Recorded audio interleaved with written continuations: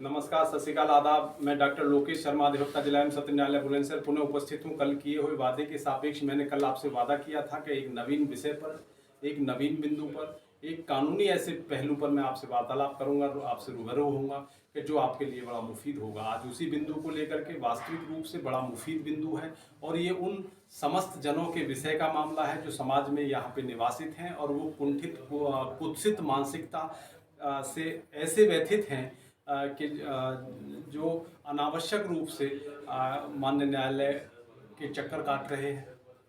ऐसी प्रक्रिया में जो प्रक्रिया अमल में ही नहीं लाई जा सकती, जैसे दहेज निषेध अधिनियम 1961, जो मैंने कल भी आपको वार्तालाप किया था इस विषय पे।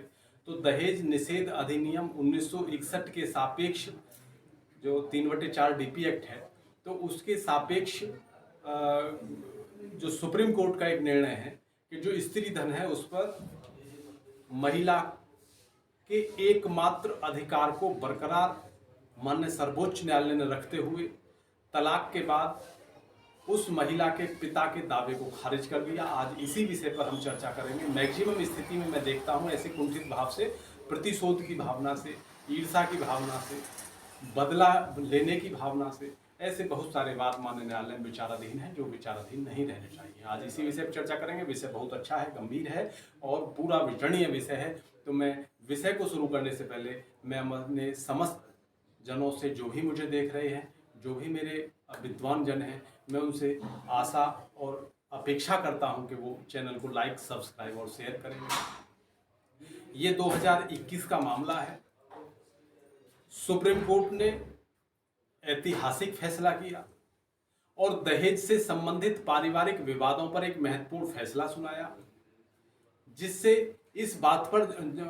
पर इस बात पर जोर दिया गया कि एक महिला का स्त्री धन उसकी एक मात्र संपत्ति है और उसके पिता महिला की अनुमति के बिना ससुराल वालों से इसकी वसूली का दावा नहीं कर सकते। विषय बड़ा महत्वपूर्ण है।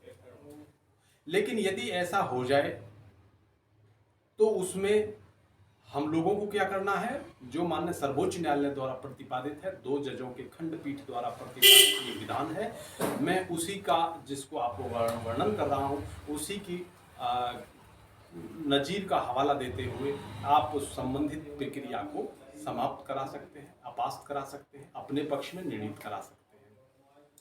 न्यायमूर्ति J.K. माहेश्वरी और न्यायमूर्ति संजय करोल द्वारा प्रतिपादित ये विधान है, आदेश, निर्णय है और ये तेलंगाना राज्य का विषय है। तेलंगाना का एक पंडाला, एक कोई जगह है पंडाला, तो वहाँ के हैं पंडाला वीरभद्र राव। तो वीरभद्र राव ने अपनी बेटी की जो शादी की वो 2015 में की और 2015 में शादी करने के बाद में राव आपसी विवाद वहां पारिवारिक रूप से हुआ, उसका तलाक हो जाता है बेटी का और तलाक के बाद में उसका पुनर्विवाह हो जाता है। तो पुनर्विवाह होने के बाद मीन्स 2021 में राव द्वारा, जो वीरेंद्र राव हैं, जो उस महिला के पिता हैं, उनके द्वारा दहेज निषेध अधिनियम 1961 के तहत सेक्शन 406 आईपीसी में एक एफआईआर दर्ज कराई जाती है तेलंगाना में। उस एफआईआर के सापेक्ष जो विपक्षी हैं, जो पूर्व ससुराली जन हैं महिला के, उनके द्वारा माननीय सर्वोच्च न्यायालय का दरवाजा खटखटाया जाता है और उच्च न्यायालय द्वारा भी उस संबंधित एफआईआर में विचार करने योग्य, उसको मानते हुए उसकी कार्रवाई को रद्द नहीं किया जाता। व्यथित व्यक्ति सर्वोच्च न्यायालय जाते हैं।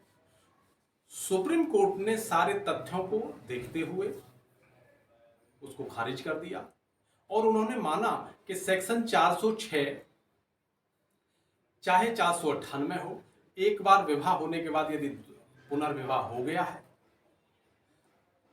तो उस स्त्री पर, सेक्शन 406 में क्या आता है कि जो स्त्री धन है वो ससुराल वालों ने छीन लिया है, ले लिया है, अपने कब्जे में रख लिया है, उसकी रिकवरी के लिए, उसे लेने के लिए सेक्शन 406 लेके आए हैं। तो सेक्शन 406 जो उन्होंने एफआईआर दर्ज कराया उसके सापेक्ष सुप्रीम कोर्ट ने सारे तथ्यों को समाप्त करते हुए उसमें अपना स्पष्टीकरण लिखा और उन्होंने लिखा कि राव ने अपनी बेटी के पूर्व ससुराल वालों पर 1999 में उसकी शादी के समय दिए गए दहेज को वापस न करने का आरोप लगाया था। 2015 में बेटी के तलाक और 2018 में उसके पुनर्विवाह के बावजूद शिकायत सामने आई। राव की कानूनी कार्रवाई को आपराधिक न्यास प्रणाली के दुरुपयोग के रूप में देखा गया, जिसका उद्देश्य न्याय दिलाना था ही नहीं और बल्कि प्रतिशोध की भावना से ये कार्य किया हुआ माना गया। तो उन्होंने माननीय सर्वोच्च न्यायालय ने ये नजीर देते हुए उसकी एफआईआर को रद्द कर दिया और सुप्रीम कोर्ट ने अपने सारांश में लिखा, सुप्रीम कोर्ट ने स्त्री धन पर महिला के एकमात्र अधिकार को बरकरार रखा और उन्होंने कहा कि ये स्त्री धन महिला की व्यक्तिगत संपत्ति है, इसको छीन विछीन नहीं किया जा सकता, इसको किसी दूसरे को अधिकार नहीं दिया जा सकता, चाहे पिता है, चाहे माता है, चाहे भाई है, बगैर उसकी व्यक्तिगत अनुमति के। और तलाक के बाद पिता के दावे को खारिज कर दिया। तो मैं आशा और विश्वास करता हूँ सभी को समझ में आया होगा निश्चित रूप से। तो ये जो नजीर है माननीय सर्वोच्च न्यायालय द्वारा प्रतिपादित, इसकी के विषय में यदि किसी को और गूढ़ अध्ययन करना है, आवश्यकता है इससे संबंधित दस्तावेजों की रूलिंग्स की, तो मुझसे मेरा मोबाइल नंबर 9627374757 पर संवाद करके इसकी प्रतिलिपि हासिल की जा सकती है, लिया जा सकता है। और कोई मंथन करना है तो उसके लिए भी मैं स्वतंत्र हूँ, वार्तालाप करने के लिए मैं प्रतीक्षारत हूँ। तो आज का हमने जो टॉपिक दिया, इसी के सापेक्ष, इसी से संदर्भित कल को मैं कोशिश करूँगा आपका मार्गदर्शन एक नवीन बिंदु पर, विचरणीय बिंदु पर करने का प्रयास करूँ। तो कल पुनः आपसे होगी एक नवीन मुलाकात नवीन बिंदु के साथ।